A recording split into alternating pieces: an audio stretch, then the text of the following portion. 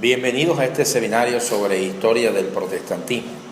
Precisamente el 31 de octubre de este año 2017 se cumplen los 500 años de la Reforma Protestante.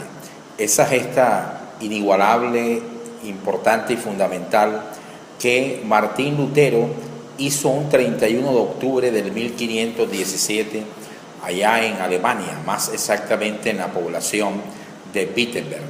Para este seminario sobre el protestantismo, esta conmemoración de los primeros 500 años de la Reforma, vamos a estar disertando o desarrollando nuestro seminario en 4 ejes temáticos fundamentales. El primero de esos ejes temáticos que voy a abordar en esta primera ponencia o conferencia es la Reforma Clásica Luterana. En segunda instancia miraremos la Reforma Clásica Calvinista como segundo eje temático. En tercer lugar, la Reforma Clásica Inglesa, y finalizaremos nuestra jornada académica de este día con la Reforma Radical, o también llamada popularmente Reforma Anabaptista. Vamos a comenzar entonces con nuestro primer tema, primera ponencia de este seminario, la Reforma Clásica Luterana. No podemos comenzar a hacer el análisis histórico de la Reforma Clásica Luterana si primero no les ubico en el contexto histórico donde aparece la Reforma Protestante. Y para ubicarme en el contexto histórico, pues voy a trasladarme y voy a trasladarlos a ustedes 200 años antes de la vida de Lutero. Lutero está ubicado exactamente en el siglo XVI, pero ahora voy a ubicarlos unos 200 años antes, entre el siglo XIII y el siglo XIV, porque entre el siglo XIII y el siglo XIV, la Iglesia romana, la Iglesia latina, que era la jurisdicción eclesiástica que dominaba en toda Europa en ese momento, pues estaba sufriendo una profunda crisis al interior del establecimiento eclesiástico, al interior del establecimiento de la jerarquía romana, más específicamente de la curia romana. Por eso existieron personas, líderes al interior de la Iglesia de Roma, que vivieron antes que Lutero, ministros que querían una reforma al interior de la Iglesia Católica Romana. Dentro de esos líderes podríamos citar, comenzando nuestra primera ponencia, a 3 de ellos. Yo particularmente les llamo los precursores de la Reforma. Dentro de esos precursores de la Reforma, entonces resalto 3. En primer lugar, resalto al gran teólogo inglés John Wycliffe. En segundo lugar, a su discípulo, otro importante líder y teólogo inglés, Juan Hus, y al italiano, al dominico italiano Jerónimo Savonarola. Estos 3 individuos vivieron antes que Lutero, unos 200 años antes de Lutero, y fueron los primeros que quisieron realizar, desarrollar una reforma que impactara la estructura de la cristiandad occidental dominada en ese momento por la Iglesia Católica Romana. Por ejemplo, John Wycliffe, el inglés, enseñaba que la cabeza de la Iglesia no era el Papa romano, porque la Iglesia de Roma decía que el Papa era no solamente la cabeza de la Iglesia, sino que también era la roca de la Iglesia. Y decía que era la roca de la Iglesia porque según Roma, el primer Papa que existió fue el apóstol Pedro. Repito, según Roma, el primer Papa que existió fue el apóstol Pedro. Entonces, como según Roma el primer Papa que existió fue el apóstol Pedro, y eso lo unieron con una interpretación subjetiva, incorrecta, inadecuada, falsa, del texto del sinóptico de Mateo, cuando el Señor le dice a Pedro: yo también te digo que tú eres Pedro, y sobre esta roca edificaré mi iglesia, y a ti te daré las llaves del reino, para que todo lo que ates en la tierra será atado en los cielos, y para que todo lo que desates en la tierra será desatado en los cielos.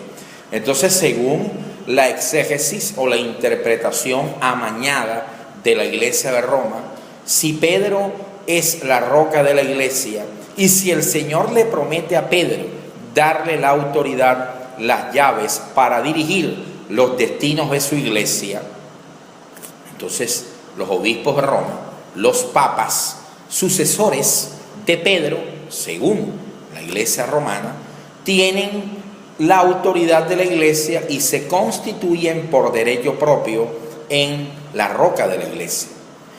Cristo no le dijo a Pedro que él era la roca. O sea, Cristo no le estaba diciendo a Pedro que Pedro era la roca de la iglesia.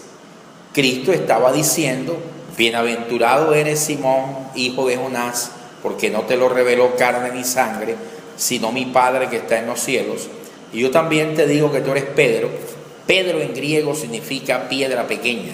Sobre esta roca, de piedra pequeña pasa a roca. ¿Quién es la piedra pequeña? Pedro. Sobre esta roca, ¿cuál roca? ¿Quién es la roca? Sobre la confesión que acabas de decir. ¿Y qué acababa de decir Pedro? Tú eres el Cristo, el Hijo del Dios viviente. Esa es la roca. La roca es Cristo como Hijo del Dios viviente. Sobre esa roca, sobre esa revelación que acabas de dar, sobre esa proclama que acabas de proclamar, de que yo soy el Hijo del Dios viviente, sobre esa roca y verdad revelacional fundamento mi iglesia. Entonces, la roca de la iglesia no es Pedro, sino Cristo. John Wycliffe afirmaba: no es Pedro la roca, no es Pedro la cabeza. Por ende, el Papa romano ni es la cabeza de la iglesia, ni es la roca, porque tanto la cabeza como la roca de la iglesia es Cristo. El apóstol Pedro había dicho: la roca que los edificadores han desechado ha venido a ser cabeza del ángulo y fundamento sobre el cual está la iglesia basada, cimentada, fundamentada. John Wycliffe entonces fue el primero en decir que el Papa romano ni era la roca ni era la cabeza de la iglesia, sino que Cristo era tanto la roca como la cabeza. Otro importante líder teólogo, otra voz que vivió antes que Lutero y que protestó contra los vicios de la jerarquía romana de ese siglo allá en Europa, fue Juan Hus. Juan Hus fue un discípulo del inglés John Wycliffe. Al igual que su maestro John Wycliffe, Juan Hus también enseñaba que la cabeza de la iglesia y la roca era Cristo. Jerónimo Savonarola, un italiano, pues protestó en contra de la inmoralidad que el clero romano estaba practicando, y su predicación hizo énfasis en una vida de santidad, de servir a Dios con santidad y pureza como Él lo merece.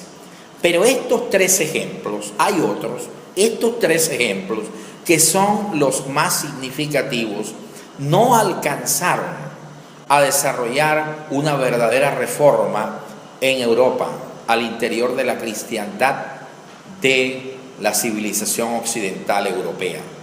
Pero vale la pena mencionarlos porque estas voces fueron uniéndose en el tiempo, en el transitar de la iglesia, y el 31 de octubre del 1517 entonces nace el movimiento que parte la historia del cristianismo occidental en dos: la Reforma Protestante.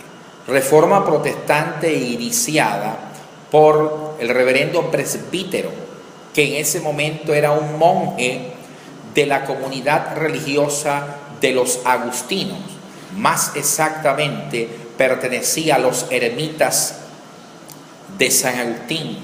Lutero, para hablar un poco de su vida, Lutero había sido hijo de unos campesinos de la época. Nació en la población de Erfurt, en Alemania, Su padre falleció y el joven Lutero se encargó de llevar el sustento a su casa. Y la manera de ganarse la vida diariamente era conformando la coral, el coro de una de las catedrales más importantes, templos más importantes de su población. Se ganaba la vida siendo parte de ese coro, pues le daban algunas donaciones, algunas ofrendas o limosnas, y con eso ayudaba a su madre y a sus hermanos. Sin embargo, Lutero se preocupó por su educación, por su formación. Dentro de su hoja de vida resaltamos en esta primera ponencia que Lutero llegó a obtener el máximo grado académico en teología, como fue un doctorado en teología. Era doctor en teología. Antes de graduarse con todos los honores en la ciencia de la teología, tenía grandes habilidades académicas e intelectuales, y eso le permitió ser docente de la Universidad de Wittenberg, lo cual hizo hasta el día en que empezó a protestar contra la Iglesia romana y contra los vicios que la estaban aquejando hacia el siglo XVI. Fue profesor entonces de la Facultad de Teología y de Filosofía de la prestante Universidad Alemana de Wittenberg. Allí le encantaba mucho la cátedra de Teología Bíblica, más exactamente el pensamiento teológico paulino, y de manera específica o particular la epístola de Pablo a los romanos, aquel texto que dice que el justo por la fe vivirá, que la salvación es por la gracia de Dios y no por las obras, para que nadie se gloríe. Y precisamente siendo catedrático, siendo uno de los pedagogos o docentes con mayor fama dentro de la Universidad Alemana de Wittenberg, por aquella época el Papa romano era el famoso León X. León X entonces promulga las famosas indulgencias. Las indulgencias no fueron establecidas, y eso quiero dejarlo claro, las indulgencias no fueron establecidas en la época del Papa León X, contemporáneo con el reformador Martín Lutero, no. Desde la Edad Media, la Iglesia de Roma venía practicando las indulgencias. Pero básicamente, ¿en qué consistían las indulgencias? Las indulgencias eran un pago que una persona le hacía a la Iglesia de Roma, y mediante ese pago la Iglesia romana le garantizaba que a través de sus oraciones y buenos oficios ante Dios, eso lo decía la Iglesia de Roma, pues las almas de los familiares que habían fallecido podían encontrar reposo en la presencia de Dios. Porque para la escatología de la Iglesia de Roma, cuando una persona fallece, no iba o no va directamente a la presencia de Dios, sino que tiene que pasar por un tránsito, por un estado transitorio que Roma le llama purgatorio. Según Roma, el alma de las personas fallecidas primero tienen que purgarse, purificarse, porque el pecado deja secuelas. Entonces la manera de purificarse o purgarse es ir a un estado espiritual llamado purgatorio. En el purgatorio hay fuego. El fuego del purgatorio es diferente al fuego del infierno. El fuego del purgatorio es un fuego purificador, santificador. Esto era lo que enseñaba la Iglesia romana. Entonces Roma dijo: si ustedes dan una indulgencia por aquel familiar que está en el purgatorio, siendo purificado por el fuego, pues a través de unas oraciones que la Iglesia hace, Dios toma esa alma, la saca del purgatorio y se la lleva a su presencia. Es más, hasta había una letanía una oración en forma de letanía que básicamente decía: al sonar de la moneda, cuando la moneda suene en el cofre de las ofrendas, el alma del familiar sale del purgatorio y se va al cielo, pero cuando la moneda suene en el cofre de las ofrendas. Ese era un tipo de indulgencia, indulgencias que las personas le pagaban a la Iglesia de Roma por el alma de los familiares que habían fallecido, para que salieran rápido del purgatorio y se fueran para el cielo. Había un segundo tipo de indulgencias y eran las canceladas por las personas vivas. Una persona pudiente podía llegar ante un obispo y le decía: obispo, yo voy a dedicarme a vivir libertinamente. ¿Cuánto me cuestan 10 años de perdón? Porque me voy a dedicar a pecar. El obispo le sacaba la cuenta de cuánto era que debía pagar en indulgencias. Era lo que podríamos llamar un perdón prepagado. Antes de pecar voy a asegurarme de que la Iglesia me pueda perdonar y pueda garantizar el perdón de Dios, y para eso cancelaba una indulgencia. En el 1517, el Papa romano León X comisionó al joven arzobispo de Maguncia para predicar las indulgencias en los territorios alemanes y para llevar o enviar de lo recolectado de las indulgencias a Roma, porque en esa época la Iglesia romana tenía el proyecto de construir lo que hoy conocemos como la Basílica de San Pedro y San Pablo, y eso tenía un costo inmenso. Y una de las maneras de hacer el proyecto, convertirlo en realidad, era mediante la recolección de las indulgencias. El reverendo presbítero Lutero, el doctor en teología Lutero, escuchó del tema de las indulgencias, y entonces eso hace que Lutero escribiera un documento conocido popularmente por nosotros como las famosas 95 tesis. En las famosas 95 tesis, Lutero quería demostrarle a las personas de Alemania, sobre todo a los habitantes de la población de Wittenberg, por qué no es cierto que mediante el pago de una indulgencia usted iba a obtener, o la persona iba a obtener, la salvación y el perdón de sus pecados. Lutero escribió las 95 tesis no como un simple sacerdote o como un simple monje agustino, sino que escribió las 95 tesis desde su capacidad teológica, desde su posición como gran académico e intelectual que era, como hombre de academia, de universidad.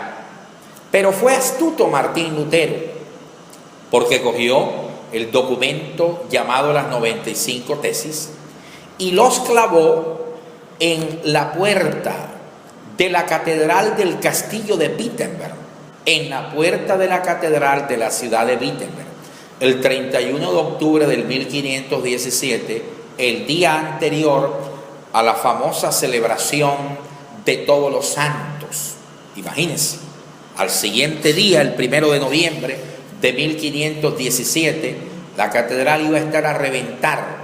Todas las personas que entraran a la catedral se iban a encontrar con el importante documento que el teólogo, que el académico Lutero, que era muy famoso, había escrito, para que las personas no se dejaran engañar, para que las personas no creyeran que mediante el pago de una indulgencia iban a obtener la salvación de ellos y la salvación de sus familiares, o la salida rápida del alma de un familiar del famoso purgatorio enseñado por la Iglesia de Roma. Pues cuando las personas entraron a la catedral se dieron cuenta del documento. La noticia empezó a regarse por toda Alemania, hasta llegar a Roma, porque unos monjes dominicos empezaron a decirle al obispo de Roma, al Papa romano León X, lo que estaba ocurriendo en Alemania. Los historiadores afirman que al comienzo León X le prestó poca atención a esas noticias y se expresó así: hombre, no le presten atención a eso. Fue que seguramente un pobre monje agustino se tomó unos tragos, se pasó de vino, se emborrachó y escribió ese panfleto o pasquín, pero eso no va a pasar de ahí. Siguieron los meses y la historia y la noticia siguió propagándose. Al ver el obispo de Roma, el Papa León X, que no era un simple documento lo que se había escrito por un supuesto monje agustino borracho que estaba ebrio, le prestó atención a aquello y, asesorado por los dominicos, que son otra orden religiosa al interior del establecimiento de la Iglesia romana, envió a Alemania a unos representantes de él para que pudieran hablar con el teólogo y sacerdote Lutero y le pudieran convencer para que Lutero se retractara de lo que estaba diciendo. Los dominicos o representantes del Papa romano llegan a los territorios alemanes. Los historiadores dicen que estuvieron a punto de llegar a unos acuerdos, pero se dañó todo porque los dominicos se metieron por en medio y dañaron toda la negociación. Entonces se le pidió a Lutero, por orden del Papa, que debía retractarse, y la respuesta de Lutero fue muy famosa y muy radical. La encomiamos en esta primera ponencia de esta hora. Lutero dijo: si me prueban por la Sagrada Escritura que yo estoy equivocado, que mediante el pago de un dinero a la iglesia vamos a obtener el favor de Dios, el perdón de los pecados, yo me retracto. Obviamente a Lutero ni a nadie le iban a demostrar por la Biblia semejante estupidez y exabrupto que la iglesia romana estaba enseñando. Por eso Lutero insistió en la doctrina bíblica de la salvación por fe, manifestando que el tema de las indulgencias iba en contra de la doctrina paulina, que la salvación es por fe, es por la gracia de Dios, es por la obra de Cristo en el Calvario y no por el pago de un dinero a la iglesia romana. Como se hizo insostenible esta situación, el Papa de Roma sacó una bula de excomunión donde declaraba excomulgado al reverendo Martín Lutero. La bula de excomunión llega a los territorios alemanes y Lutero, de manera valiente, como un gran apologista o defensor de la fe, toma la bula de la excomunión, convoca al pueblo en la plaza pública y quema públicamente la bula de la excomunión, diciendo que él no se somete a esa autoridad, sino que se somete a la autoridad de Dios y que por encima de la palabra de Dios no hay nada. Eso lo hace Martín Lutero. Al hacer esto, pues toda una persecución se desata por parte y orden del Papa romano para tratar de tomar preso a Lutero, llevarlo a Roma, juzgarlo por herejía, por cisma, por rebelión, por división y matarlo. ¿Qué ocurrió? Los príncipes alemanes abrazan las tesis expuestas por Martín Lutero, se convierten a la reforma protestante luterana y acogen a Lutero y lo protegen. Lutero duró varios años protegidos por los príncipes alemanes, pero no perdió el tiempo. Tradujo inmediatamente la Sagrada Escritura del latín, la famosa Vulgata latina de Jerónimo de Belén, al alemán. Traduce al alemán la Sagrada Escritura. La traducción de Lutero se convierte en la primera traducción que se hace de la Sagrada Escritura del idioma latín al alemán. Pero Lutero no solamente era un gran traductor, Lutero no solamente era un gran teólogo, también era un gran adorador, era un gran himnólogo. De Lutero tenemos una cantidad de himnos, de adoración, de alabanza. Más o menos escribió unos 500 himnos en honor a Dios, en honor al Señor. La producción teológica de Lutero también es interesante. Lutero escribe, estando exiliado, 3 importantes documentos para ir en contra, para contradecir aquellos postulados equivocados de la Iglesia de Roma. Resaltamos los siguientes. Número 1, la cautividad babilónica de la Iglesia romana, primer gran documento escrito por Lutero. Número 2, el sacerdocio común de todos los fieles. Y número 3, un llamado a la nobleza alemana para que se unan en contra de la Iglesia de Roma, porque la Iglesia de Roma le declaró la guerra a los países que estaban abrazando las tesis de la Reforma evangélica o Reforma protestante luterana. En el primer documento, la cautividad babilónica de la Iglesia de Roma, Lutero acusaba a la Iglesia de Roma de ser la gran ramera, que allá el Apocalipsis nos muestra, o de ser la gran Babilonia.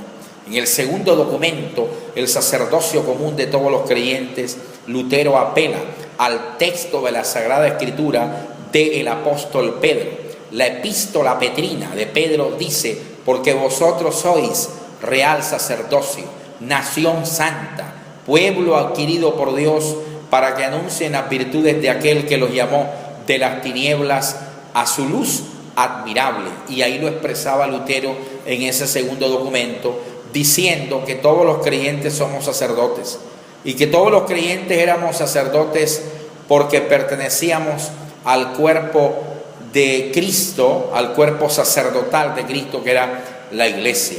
Todos los creyentes son sacerdotes en virtud de la pertenencia a Cristo y del bautismo que los hace miembros del cuerpo de Cristo. Y en el último documento era un documento más social, un poco más político, donde él le pedía a los nobles alemanes a que defendieran la reforma que él estaba iniciando, porque la Iglesia romana le había declarado, repito, la guerra a los protestantes, y se desató una tremenda guerra entre los países católicos romanos y países protestantes, porque Roma quería desaparecer a la reforma iniciada y desarrollada por Martín Lutero. Este es nuestro primer análisis histórico en cuanto a la reforma clásica luterana. La reforma clásica luterana empezó a extenderse no solamente en Alemania, sino que también se extiende a otros países. El segundo país de mayor influencia de la reforma clásica luterana, que es nuestra primera ponencia en este seminario, es Suiza, pero más exactamente la llamada Suiza alemana. Suiza estaba dividida en 2 grandes territorios. Estaba la Suiza alemana, cuya capital era Zúrich, y estaba la Suiza francesa, cuya capital era Ginebra. La reforma clásica luterana trasciende los límites y llega a la Suiza alemana, a Zúrich, y empieza a desarrollarse. Allá en la Suiza alemana hubo un hombre que había sido sacerdote antes de convertirse a la reforma, llamado Ulrico Zwinglio. Ulrico Zwinglio abraza la reforma clásica luterana y empieza a desarrollar todo un proceso interesante de reforma al interior de la sociedad suiza de corte alemán. Eso es el impacto del luteranismo. Pero los luteranos empezaron a extenderse y se extendieron a los países escandinavos. Hasta allá llegaron a Suiza, Suecia, Dinamarca, Noruega, etc. Empezó a extenderse con gran poderío. Y también tenemos que resaltar que la reforma clásica luterana fue acogida por nobles, por príncipes, por grandes intelectuales, Por eso en el perfil de la Reforma luterana encontramos grandes intelectuales que abrazaron las tesis luteranas, como en el caso del famoso filósofo alemán Immanuel Kant, que perteneció a la Reforma clásica luterana, abrazó las tesis del luteranismo. Mozart también fue un adepto del luteranismo. Isaac Newton también fue un adepto del luteranismo. Y podría yo mencionar otra constelación de grandes científicos, filósofos, académicos e intelectuales en Europa que acogieron la reforma de Lutero. Ahora, pasemos a otro frente en lo que tiene que ver con esta primera ponencia. ¿Cuáles eran las doctrinas? ¿Cuáles eran esas estructuras doctrinales enseñadas por Lutero? Aclaro, este seminario no expresa la opinión de este humilde servidor de ustedes, de este humilde obispo que les está enseñando. No, estamos viendo un análisis histórico de lo que ocurrió y no estoy colocando mi pensamiento, mi postura por lo que ahora viene. Porque si ustedes me preguntan, obispo, como usted me quiera llamar, hermano, conferencista, docente, teólogo, ¿y cuáles eran las doctrinas enseñadas por Lutero y por la Reforma clásica luterana? Las siguientes. Lutero mantuvo los 7 sacramentos. Entre los 7 sacramentos resaltó 3, diciendo que esos 3 estaban por encima de los otros 4. Mantuvo los 7 sacramentos, pero resaltó: número 1, el sacramento del bautismo; número 2, el sacramento de la Eucaristía; y número 3, el sacramento del matrimonio. Así que mantuvo los 7 sacramentos, afirmando que estos 3 estaban por encima de los otros. Lutero también, en cuanto al sacramento del bautismo, mantuvo el bautismo de infantes, el bautismo de niños. En una congregación o comunidad luterana se bautizaban 2 tipos de personas hasta el día de hoy. En primera instancia se bautizaban a los adultos nunca bautizados, y en segundo lugar se bautizaban a los niños, hijos de esos luteranos que habían nacido en la iglesia. Así que Lutero mantuvo el bautismo de infantes. En cuanto a la Eucaristía, Lutero enseñaba que la presencia de Cristo era real en la Eucaristía, que cuando el ministro, mediante las palabras de la institución que encontramos en el Evangelio, ¿cuál palabras de la institución? Las palabras de la institución son las que Cristo utilizó, dice el escritor sagrado. El Señor Jesús, la noche que fue entregado, tomó pan y habiendo dado gracias, lo partió y dijo: tomad, comed, esto es mi cuerpo. Después de la cena tomó la copa y habiendo dado gracias dijo: tomad, bebed, esta es mi sangre, haced esto en memoria de mí. Entonces, para la Reforma clásica luterana, cuando el ministro consagra los elementos de pan y vino, la presencia de Cristo es real en esos elementos. Y es real a tal punto que la presencia de Cristo es en el pan, con el pan, bajo el pan, en el vino, con el vino, en el vino. Y el pan y el vino se convierten, según los luteranos, en cuerpo y sangre espiritual de Cristo. A eso Lutero le llamó la doctrina de la consustanciación. Repito, doctrina de la consustanciación. Consustanciación significa la presencia de Cristo con la sustancia, en la sustancia, bajo la sustancia, con la sustancia del pan en la sustancia, bajo la sustancia del pan y del vino. Entonces Lutero mantiene, la Reforma clásica luterana mantiene la Eucaristía bajo el concepto de que la presencia de Cristo es real en los dos elementos y que los dos elementos se convierten en cuerpo y sangre espiritual de Cristo. ¿Por qué digo espiritual? Porque la Iglesia de Roma había adoptado la famosa doctrina de la transustanciación.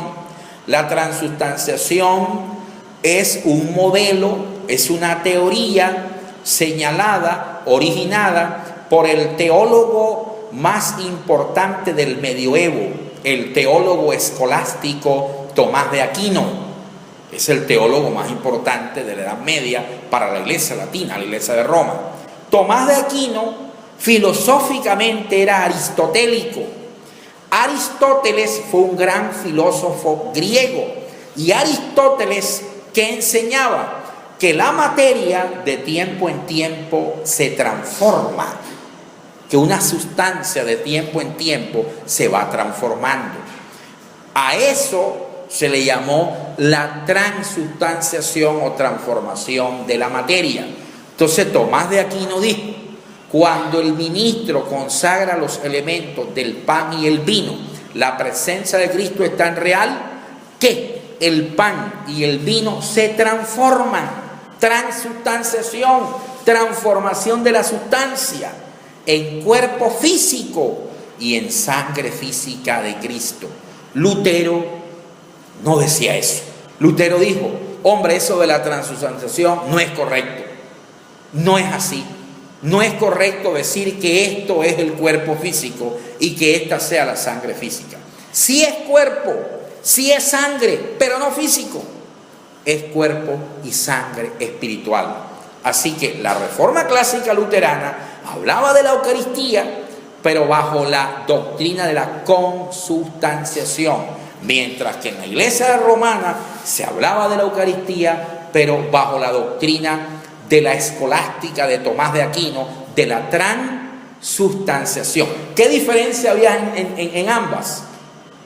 Que la consubstanciación luterana señala que el pan y el vino es cuerpo y sangre espiritual de Cristo cuando son consagrados, mientras que el romanismo y la escolástica romana enseña que el pan y el vino, después de ser consagrados, son cuerpo y sangre física. Esas son las diferencias, pero Lutero lo mantiene. ¿Qué otra cosita acerca de las estructuras doctrinales de la Reforma Clásica Luterana? Los 4 solos. Lutero habló de 4 solos. ¿Cuáles son esos 4 solos? Solo por fe, solo gracia, solo escritura y solo Cristo. Repito, los 4 solos de la Reforma Clásica Luterana. Solo por gracia, solo por fe, solo escritura y solo Cristo. Solo por gracia somos salvos por la gracia de Dios, no por obras para que nadie se gloríe. Esta es la bandera de Lutero, que lo adopta del pensamiento paulino expresado en la epístola a los romanos y en la epístola a los efesios. Solo por fe, solo mediante la fe obtienes los beneficios de la gracia. Solo mediante la fe los beneficios de la gracia llegan a ti. Pero solo mediante la fe, ¿en quién? Solo por Cristo. La fe debe ser colocada única y exclusivamente en Cristo. La Reforma Clásica Luterana es evidentemente cristocéntrica. Cristo es el protagonista, autor y consumador de lo que en teología es historia de la salvación. La historia salvífica se divide antes de Cristo y después de Cristo. Solo Cristo.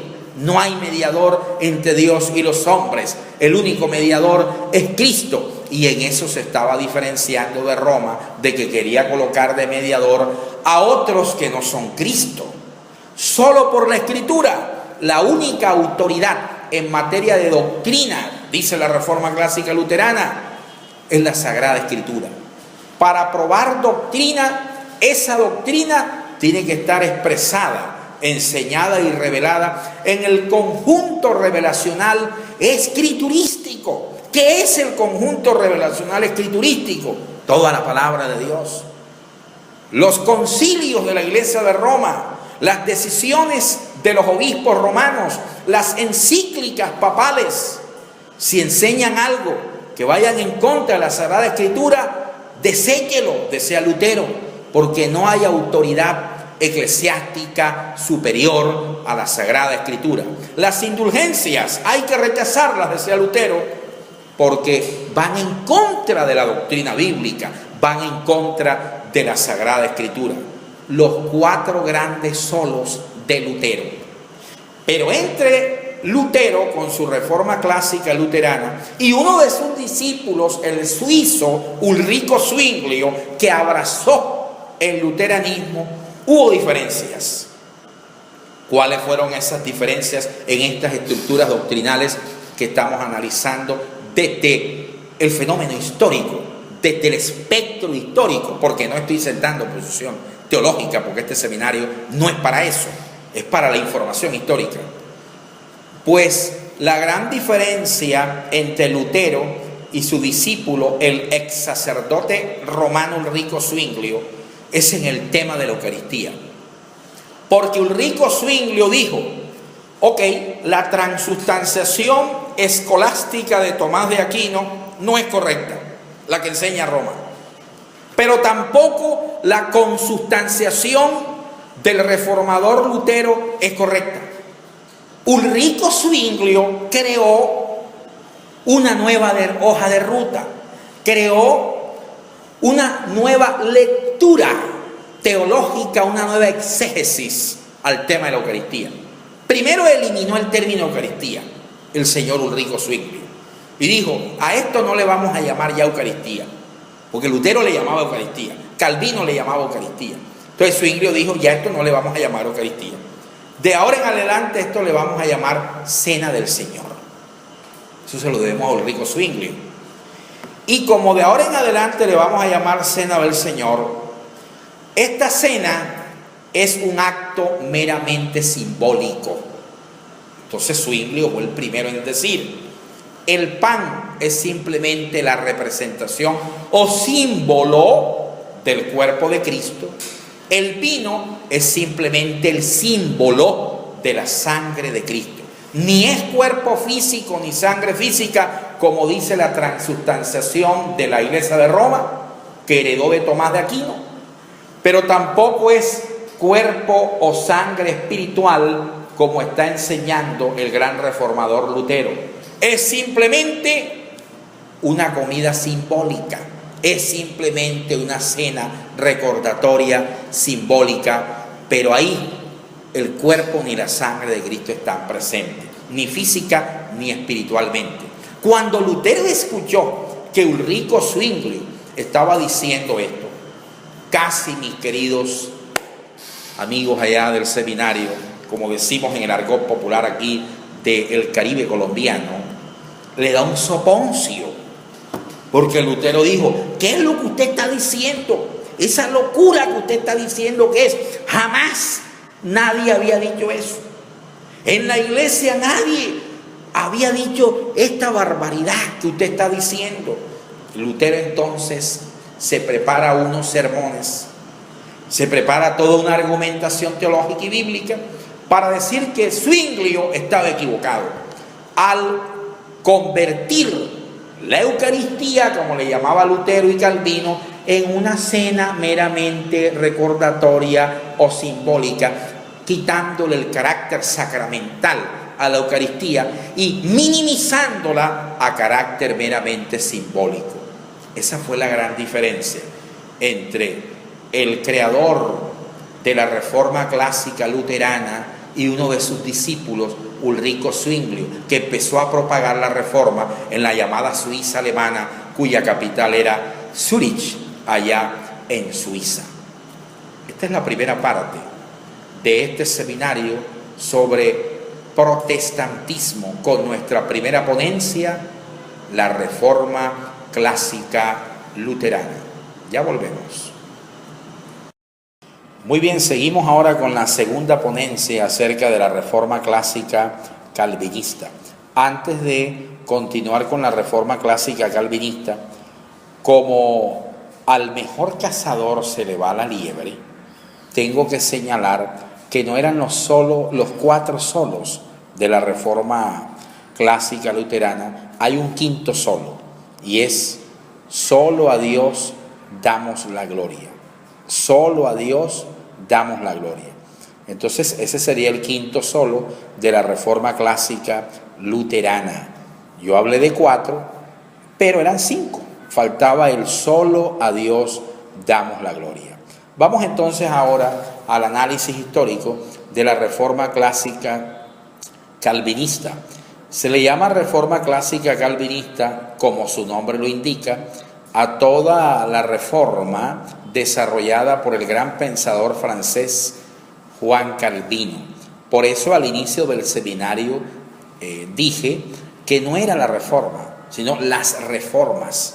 Si bien es cierto que Martín Lutero es el iniciador del gran movimiento que impactó no solamente religiosa, sino política, económica, impactó todas las estructuras de la sociedad europea.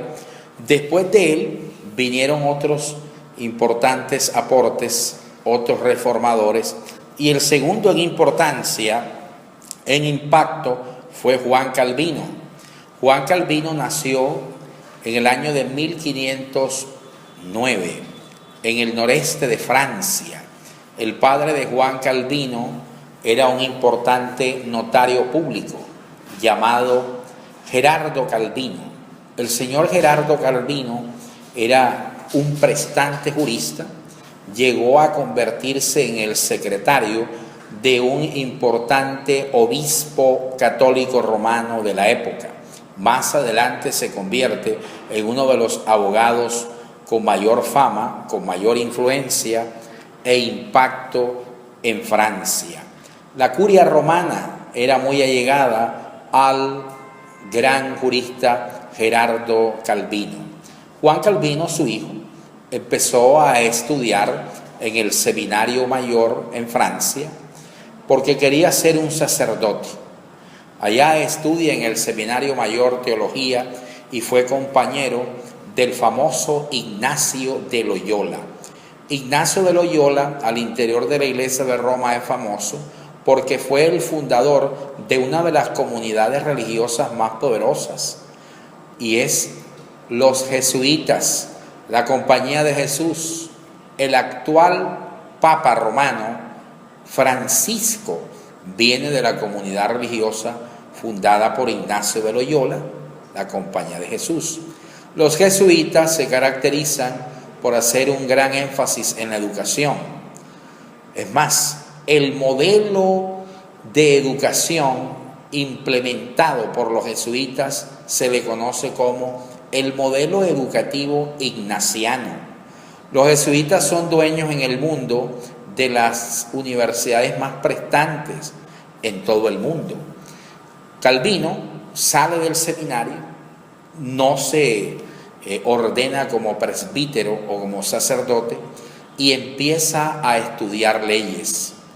Calvino entonces se ubica estudiando leyes, se convierte posteriormente en un abogado, sigue avanzando, sigue progresando, evolucionando en la ciencia de las letras, como es el derecho, se convierte en un gran jurisconsulto, y la ciudad de Ginebra, capital de la famosa Suiza francesa, entonces es establecida como el gran centro de acción y de desarrollo del gran teólogo y jurisconsulto Juan Calvino.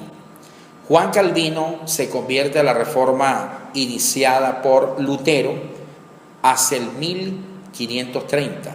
Entre el 1530 y el 1532 abraza la reforma, pero le da su propio tinte, su propia lectura.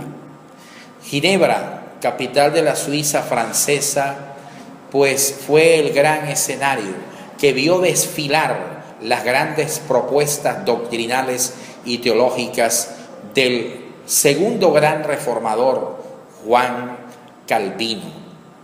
Dentro de esas propuestas doctrinales y teológicas hechas por Calvino, quiero resaltar 5 aspectos. Las 5 grandes doctrinas, o los llamados 5 puntos cardinales de la Reforma Clásica Calvinista. La Reforma Clásica Calvinista, entonces, convierte a Francia, pero más, convierte a Ginebra, la capital de la Suiza francesa, en los 2 grandes territorios para desarrollarse.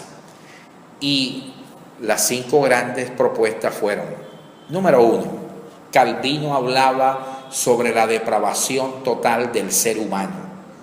Calvino, al igual que Lutero, era un asiduo lector del famoso doctor de la Iglesia antigua, Agustín de Hipona. Teológicamente, Calvino era agustino, seguía la doctrina de Agustín. Agustín de Hipona fue un obispo importante del siglo V, entre el siglo V y el siglo VI de la era cristiana. Él desarrolló su vida en la segunda etapa de la historia de la Iglesia, que es la etapa patrística, y Agustín era un paulino, le encantaba la teología y las doctrinas de Pablo, sobre todo una que dice que la salvación es por fe y por la gracia de Dios. Entonces, Calvino, que era un agustino y al mismo tiempo un paulino, la primera gran doctrina o el primer punto cardinal fue ese: todo el ser humano está depravado. ¿De dónde saca eso Calvino? De una lectura que hace de los postulados de Pablo. Pablo dice en una de sus epístolas, más exactamente en la epístola a los Romanos: no hay justo ni aun uno, no hay quien haga lo bueno, todos se desviaron, están todos depravados. Pablo sigue diciendo: porque las buenas obras de ustedes, las mejores obras que ustedes hagan delante de Dios, es comparable con el trapo de inmundicia. Quiero ubicarles en el contexto, mis queridos discípulos y alumnos, participantes de este seminario. Y es que cuando Pablo manifiesta que nuestras buenas obras son comparables con el trapo de inmundicia, lo estaba diciendo porque en primera instancia algunos hermanos que venían de la comunidad judía, algunos judíos convertidos al Señor, estaban diciendo que su salvación era por las obras de la ley. O sea, querían presentar las obras de la ley como argumentos suficientes para obtener la salvación. Y mediante el planteamiento de las obras de la ley, pues humillar a los creyentes del gentilismo, a los creyentes provenientes del mundo gentil, y querían exigirle también que esos creyentes, para ser salvos, tenían que guardar la ley de Moisés. Entonces Pablo, que era un gran rabino, que venía y que anteriormente había sido miembro de la secta rabínica de los fariseos, le estaba diciendo a estas personas que la salvación no era por las obras, porque las mejores obras nuestras desconectadas de Cristo eran comparables con el trapo de la inmundicia. ¿Qué era el trapo de inmundicia? Pablo es un poco duro, como decimos aquí en la costa, un poco ácido, aquí en la costa, en la región caribeña nuestra, en Colombia. Ácido porque el trapo de inmundicia, para colocarles en contexto, era la toalla higiénica que la mujer usaba cuando estaba en periodo menstrual. Entonces, como no estaban estos avances que hay hoy, y la toalla higiénica de la mujer para detener su sangrado, para que el sangrado cayera ahí, era un trapo. Y Pablo dice: las buenas obras de ustedes, delante de Dios, el que se quiera justificar, no por la obra de Cristo, sino por las buenas obras de ustedes, esas buenas obras para Dios es como el trapo que la mujer utiliza cuando tiene periodo menstrual, el trapo de inmundicia, así le llamaban. Entonces, todo el ser humano está depravado. No hay justo ni aun uno. No hay quien haga lo bueno. Calvino se basa en estos principios paulinos y saca su primer punto cardinal de la reforma clásica calvinista: la depravación total del hombre. Pero también dice lo siguiente: como todo el hombre está depravado, ¿desde cuándo el hombre está depravado? Desde el momento en que nuestros protoparentes. ¿Quiénes son nuestros protoparentes? Nuestros primeros padres, Adán y Eva, nuestros protoparentes o primeros padres. En el momento en que nuestros primeros padres desobedecen el mandato divino e invitan al pecado para que éste participe de manera protagónica y directa en la historia humana, en ese momento toda la historia del hombre quedó maniatada, esclavizada por el pecado. Para Juan Calvino, en este primer punto cardinal, negó el libre albedrío. Para Calvino, el ser humano no tiene libre albedrío. Es más, para él, el único ser humano o los únicos seres humanos que tuvieron libre albedrío, entiéndase como libre albedrío la capacidad para decidir entre el bien y el mal, de tomar decisiones entre lo bueno y lo malo. Para Calvino y su reforma clásica, pues el único que tuvo esa capacidad fue Adán y Eva, porque en el momento en que Adán y Eva pecan, el hombre se convierte con toda su generación en esclavos del pecado, de tal manera que no tiene el hombre la capacidad para decidir hacia el bien, porque todo lo que el hombre hace es de instinto al mal, porque pierde capacidad de elección hacia el bien, libre albedrío. Es negado el libre albedrío por Calvino en el primer punto cardinal. Segundo punto cardinal de la reforma clásica calvinista: la soberanía de Dios. Dios es absolutamente soberano. Como Dios es autoridad inherente,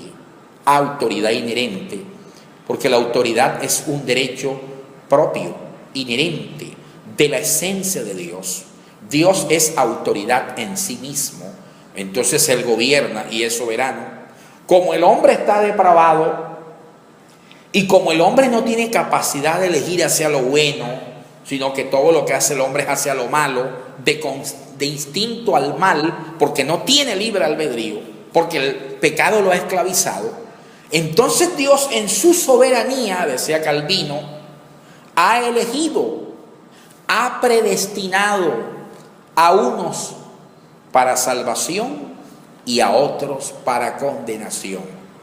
La reforma clásica calvinista habla de la doble predestinación, de la predestinación para salvación y de la predestinación para condenación. Pero la predestinación tanto para salvación o condenación no se basa en la omnisciencia de Dios y en la capacidad o en la elección que tenga el hombre para decidir por su salvación o decidir por Cristo. No, porque el hombre no está en capacidad de decidir por su salvación. Es Dios que en su soberanía eligió a los que Él quiso para salvar y a los que Él quiso para condenar. La doble predestinación, una enseñanza clásica del calvinismo. De la doble predestinación quiero hacer la siguiente explicación o énfasis. Algunos creen en nuestro etos o mundo evangélico de última generación. Cuando escuchan sobre predestinación, enseguida la mente es Calvino.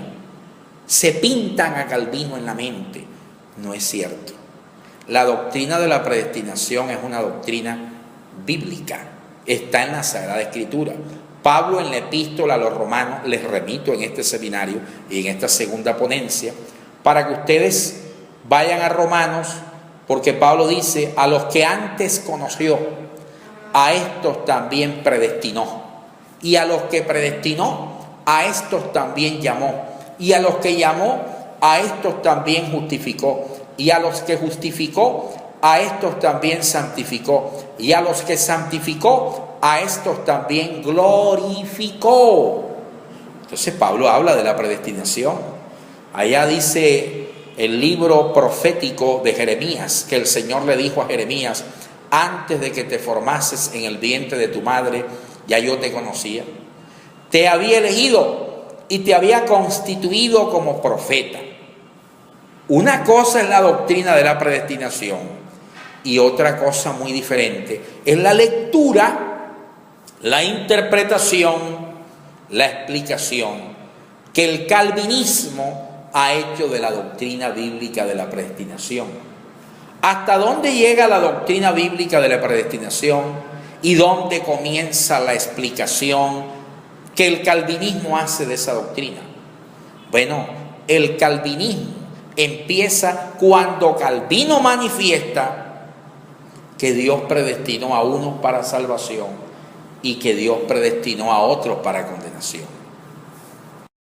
Muy bien, a unos Dios los predestinó para salvación y a otros para condenación. Ya eso es clásico calvinismo.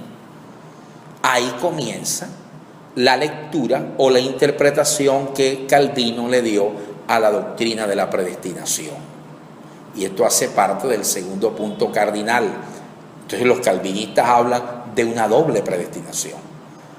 Como los calvinistas hablan de una doble predestinación para salvación y condenación, basado en la absoluta soberanía de Dios, porque el hombre está incapaz para elegir por su salvación, porque no tiene libre albedrío, y no tiene libre albedrío porque es esclavo del pecado. Esto es un efecto dominó, una cadena.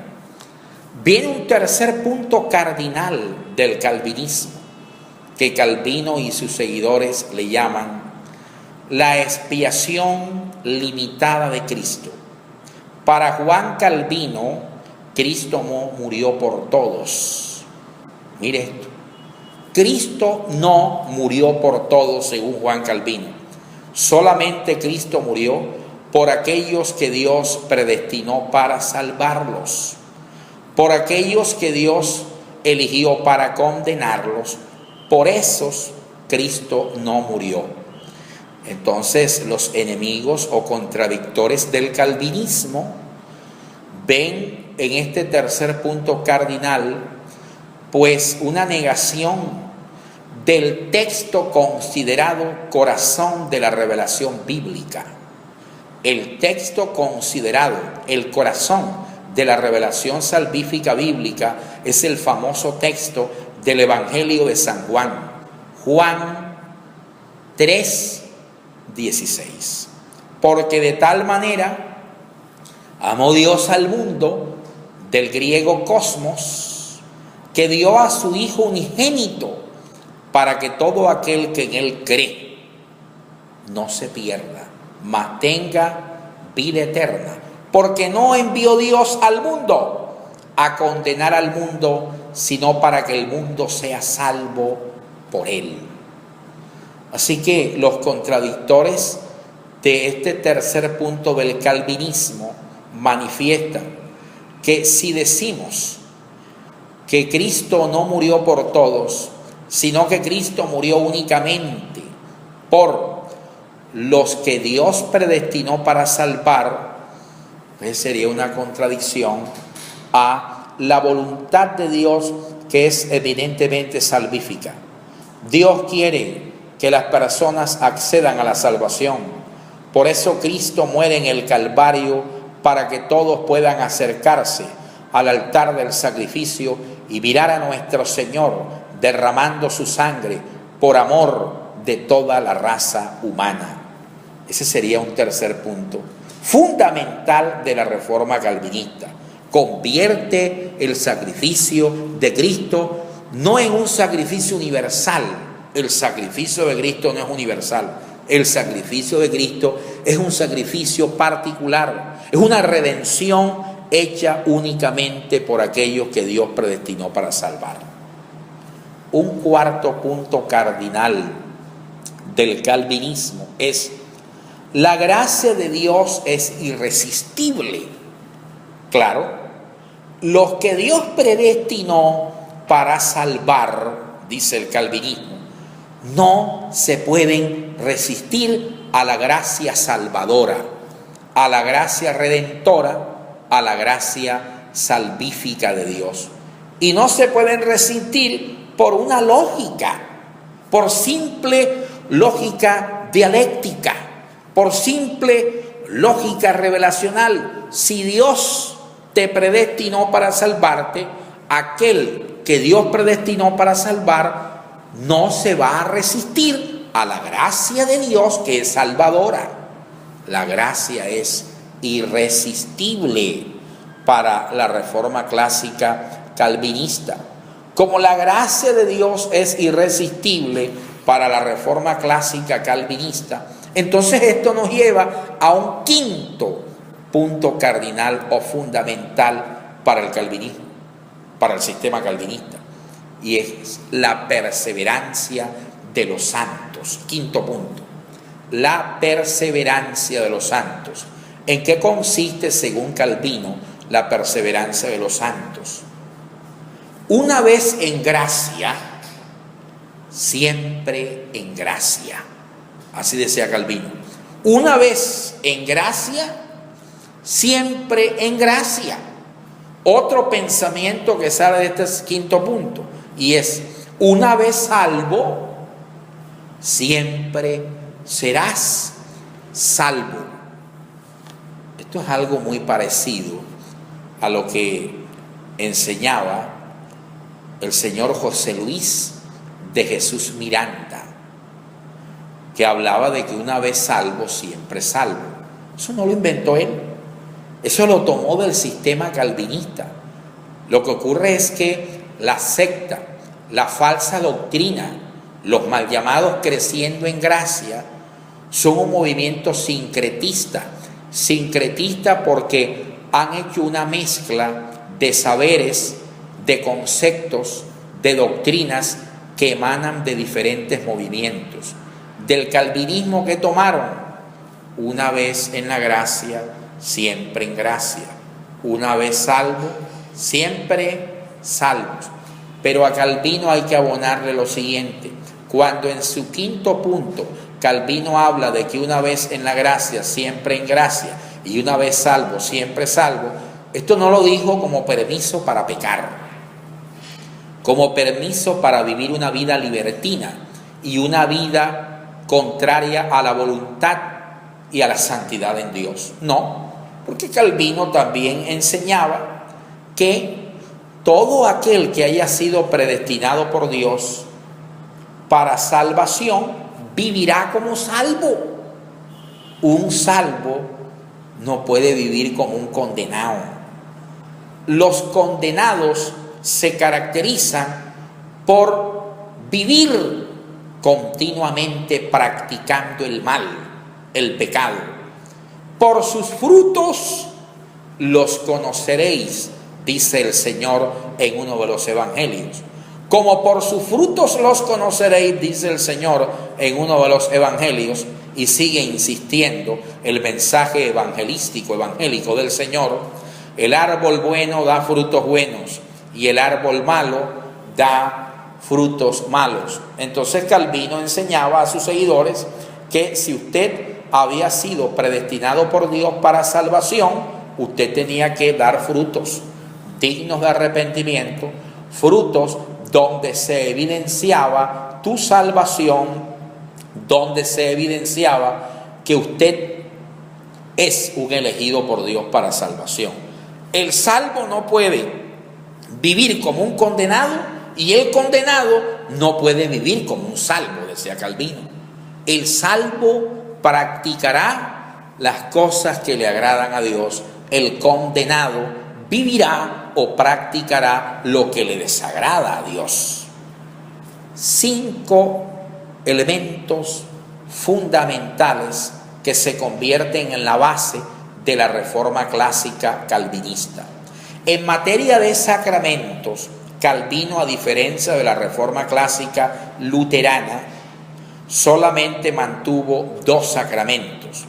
Número 1, el sacramento del bautismo, y número 2, el sacramento de la Eucaristía o cena del Señor, así le llamaban, Eucaristía o cena del Señor. En el sacramento del bautismo, para Calvino, el bautismo era un sacramento. La palabra sacramento es una palabra del idioma latín. En latín, sacramento significa misterio. Misterio. ¿Por qué para Calvino el bautismo era un sacramento?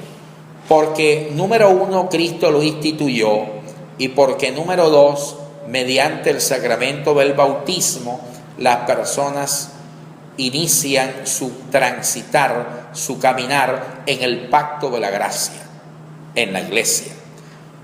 Los calvinistas llaman al bautismo la señal del pacto de gracia. Por eso, la reforma calvinista mantuvo el bautismo tanto para los adultos nunca bautizados como para los niños o infantes hasta el día de hoy. El segundo sacramento que la reforma clásica calvinista mantuvo es el sacramento de la cena del Señor o de la Eucaristía. Y en esa materia estaban de acuerdo con la reforma clásica luterana, porque para ellos la Eucaristía, en la Eucaristía Cristo está realmente presente. El pan y el vino, después de ser consagrados, se convierten en cuerpo y sangre espiritual de Cristo, la famosa doctrina de la consubstanciación de Lutero que señalamos en la primera ponencia. Esos dos sacramentos entonces son conservados por la reforma clásica calvinista, pero hay una diferencia en materia de Sagrada Escritura.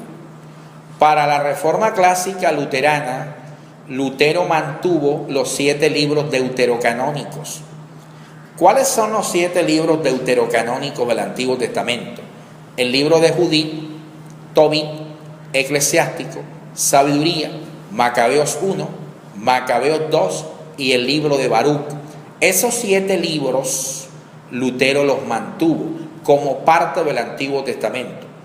Sí, Lutero enseñaba que esos 7 libros no eran para probar doctrina, pero los mantuvo en el canon del Antiguo Testamento. Calvino, por el otro lado, la reforma clásica calvinista, tuvo cierto recelo con los 7 libros deuterocanónicos, y Calvino en múltiples oportunidades se expresó en contra de los libros deuterocanónicos. Dijo que esos libros no debían ser utilizados porque, según él, eran utilizados por la Iglesia de Roma, y el Papa romano los había colocado en el canon del Antiguo Testamento. Pero hay que abonarle algo a Calvino. Aunque Calvino mantuvo resistencia para los 7 libros deuterocanónicos que acabo de mencionarles, nunca él los sacó del canon de la Biblia en el Antiguo Testamento. Fueron suprimidos posteriormente por los calvinistas escoceses, más exactamente por la Sociedad Bíblica Escocesa en el año de 1824, que se acordaron de lo que dijo Calvino en el siglo XVI, y 2 siglos, 3 siglos después, en el siglo XIX, año 1824, los calvinistas escoceses sacaron los deuterocanónicos por primera vez de la versión de la Biblia utilizada por la Iglesia calvinista escocesa. Precisamente de las iglesias de tradición clásica calvinista señalamos 2. Hay 2 jurisdicciones eclesiásticas, tradiciones eclesiásticas que emanan de la reforma clásica calvinista para que las conozcamos. Número 1, la Iglesia Reformada. La Iglesia Reformada francesa, la Iglesia Reformada suiza, la Iglesia Reformada holandesa. Es la Iglesia Reformada la comunidad, la jurisdicción de alta iglesia, emanada de los esfuerzos de Juan Calvino. Calvino en Ginebra se convirtió en un tremendo profesor de la Universidad de Ginebra. Ahí tuvo un importante discípulo llamado Teodoro Beza. Teodoro Beza, imagínense mis queridos oyentes, era tan calvinista que en la antigüedad le decían Teodoro Beza más calvinista que Calvino. Entonces, de los esfuerzos de Calvino y de su discípulo Teodoro Beza nace la Iglesia Reformada, primera iglesia de tradición calvinista. Pero en Escocia había un sacerdote católico romano llamado John Knox, muy famoso John Knox, ese nombre es famoso, John Knox, muchos conocen ese nombre. Pues John Knox, que fue un sacerdote católico romano, abrazó la reforma calvinista, no porque haya conocido a Calvino, sino porque se convierte en discípulo directo de Teodoro Beza, discípulo de Calvino. En otras palabras, John Knox fue el nieto espiritual de Calvino porque fue hijo espiritual de Teodoro Beza. John Knox empieza a desarrollar las tesis de la reforma clásica calvinista en Escocia, hace un gran trabajo porque logra que el parlamento escocés acoja el calvinismo y nace en Escocia la segunda iglesia de tradición calvinista en importancia, la famosa iglesia presbiteriana, nace en Escocia. Entonces, el calvinismo, a diferencia del luteranismo, que fue desarrollado por la Iglesia Evangélica de Alemania, que conocemos popularmente como Iglesia Luterana, el calvinismo tuvo dos grandes iglesias que le representaron y le desarrollaron, la Iglesia Reformada y la Iglesia Presbiteriana. Esas dos iglesias son las que hasta el día de hoy llevan las banderas del calvinismo. Esas dos comunidades o esas dos iglesias llevan las banderas del calvinismo clásico hasta el día de hoy, aunque podríamos señalar que después vinieron otras iglesias que yo particularmente les llamo iglesias de última generación, y dentro de esas iglesias de última generación vemos vestigios de calvinismo, como el caso de la Iglesia Bautista. La Iglesia Bautista, que no es una iglesia perteneciente a la reforma clásica calvinista, tiene algo del calvinismo, porque para la Iglesia Bautista la salvación no se pierde. Eso es puro calvinismo. Calvino fue el primero que señaló esto. Una vez salvo, siempre salvos, porque eso hace parte del quinto punto cardinal del calvinismo, que es la perseverancia de los santos. Estos fueron los grandes aportes de la reforma clásica calvinista en esta segunda ponencia de este importante seminario sobre la reforma protestante.